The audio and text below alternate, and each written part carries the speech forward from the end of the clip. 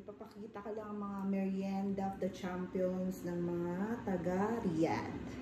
Okay. Alam to ng mga kababayan natin dito sa Riyadh na ang paborito nating mga Pinoy dito ay ang roasted. Roasted, ayan. Roasted chicken. Tsaka shawarma. Sharuk ang tawag naman namin dito kapag malaking shawarma. Yung malalaki, yung XL ang size yan. Pita bread o kubos.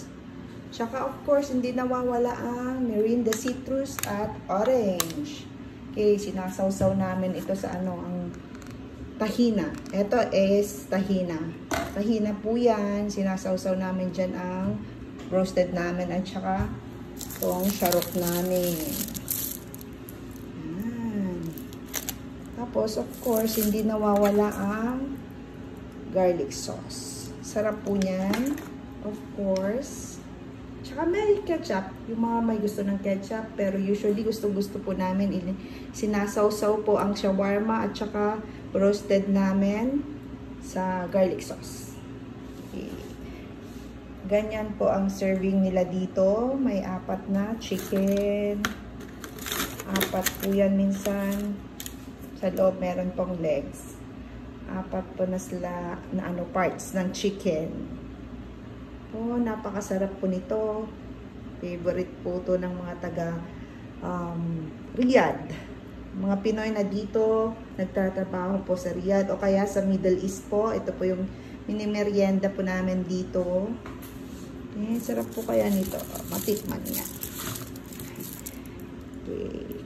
Kaya masarap ito kasi, wait. Yan. Kakagatin ko lang.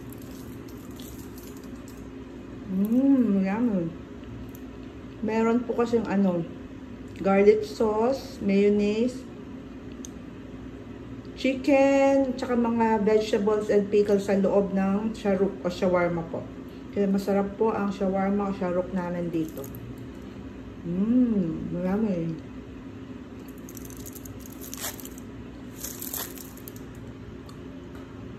Yan po. Nakalaki po nito eh. Malaki po yung size nito, XL. Tapos, of course, ito po, kubos o pita bread.